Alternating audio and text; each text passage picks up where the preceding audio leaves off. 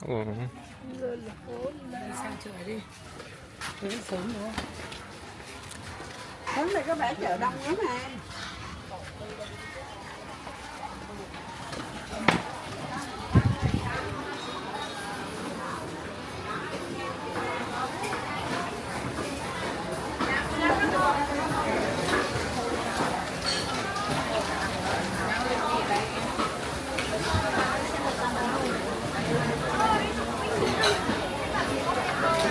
Nói luôn được không đâu.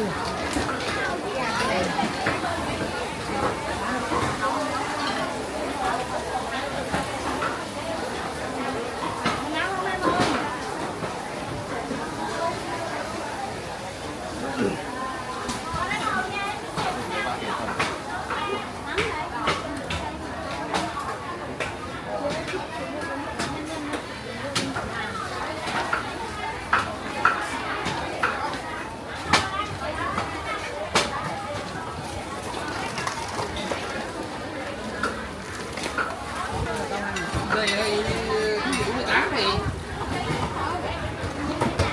Đây, đi không?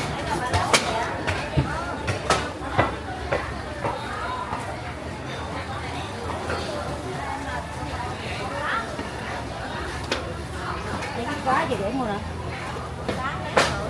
Để con mua để lại. Hello. Can I get this one? Xay gần như đi không? Không không. Có tiền. Xay thêm bằng nữa. Đúng rồi, xay thêm bằng nữa. Chứ quá vậy thấy được.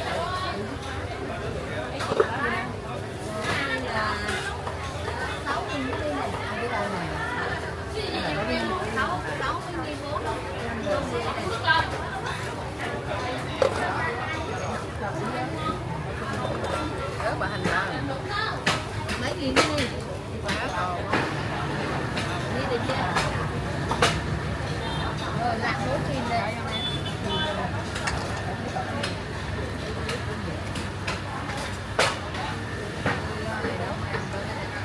bốn đó thôi nữa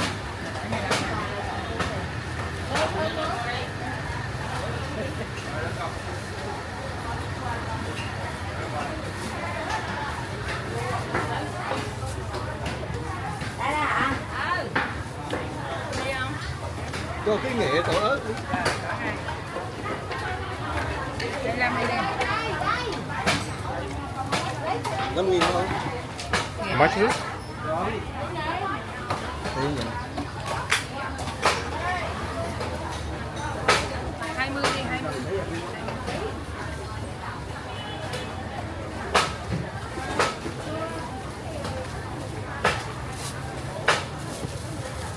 Bữa nay nó chút ác đi anh.